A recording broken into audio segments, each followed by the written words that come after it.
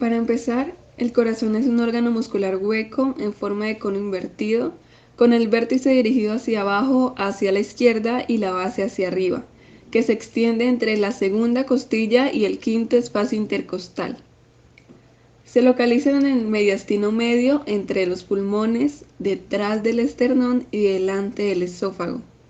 Su función principal es la de bombear la sangre al resto del organismo.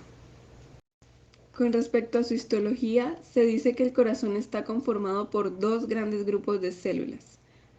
Unos son los miocitos, que son los que generan la contracción que impulsa a la sangre a moverse por todo el cuerpo, y otras son las células especializadas en la generación y conducción del impulso eléctrico cardíaco.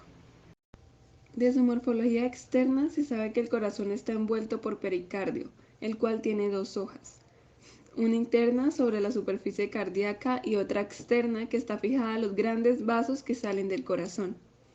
Entre ambas hojas existe una escasa cantidad de líquido para evitar su roce cuando late.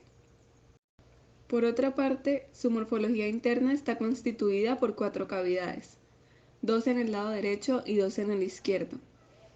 Las 2 superiores se denominan atrios y las 2 inferiores ventrículos. En condiciones normales, las cavidades derechas no se comunican con las izquierdas, pues se hallan divididas por los tabiques interauricular e interventricular, que impiden que se mezcle la sangre de los dos lados, derecho e izquierdo del corazón. En la anatomía interna del corazón se puede observar que los atrios están compuestos por músculos pectíneos. En el atrio derecho encontramos la válvula tricúspide, que está compuesta por la valva anterior, la septal y la posterior. Y en el atrio izquierdo está la válvula mitral o bicúspide, conformada por la valva anterior y posterior. Unidas a estas valvas están las cuerdas tendinosas, que se encargan de conectarlas a los músculos papilares ubicados en los ventrículos.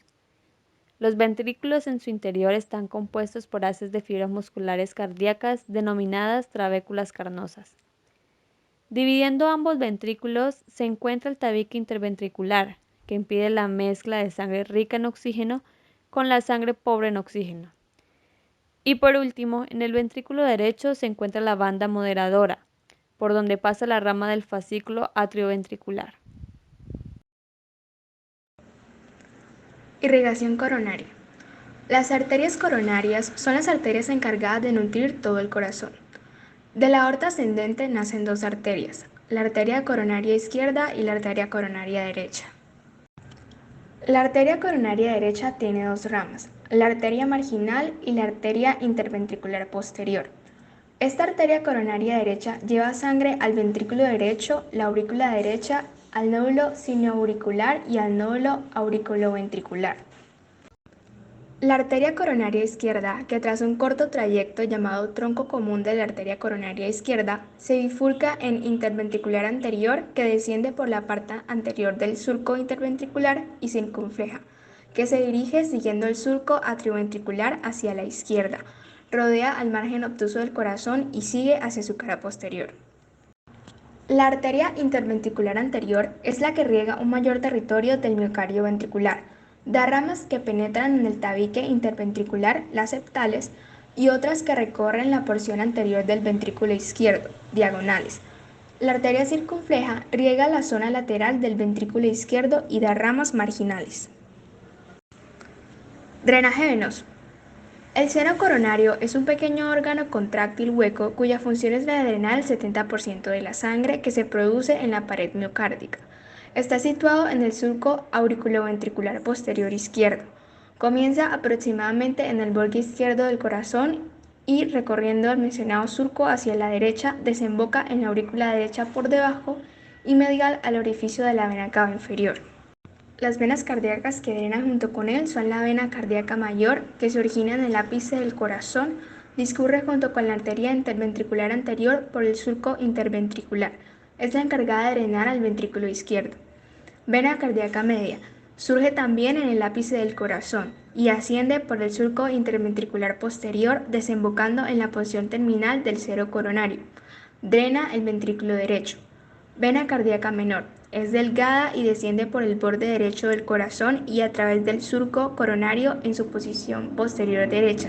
Alcanza la porción terminal del seno coronario. y la vena oblicua de la aurícula izquierda. Discurre por la cara posterior de la aurícula izquierda en la proximidad de las venas pulmonares izquierdas, drenando en el seno coronario. A continuación vamos a hablar acerca del sistema de conducción cardíaco. Cada latido cardíaco se produce gracias a la actividad eléctrica inherente y rítmica de las fibras musculares miocárdicas. Estas fibras son capaces de generar impulsos de una forma repetida y actúan como marcapasos, estableciendo el ritmo de todo el corazón. El sistema de conducción garantiza la contracción coordinada de las cavidades cardíacas y de esta forma el corazón actúa como una bomba eficaz. Esta actividad eléctrica se origina en el nódulo sinusal.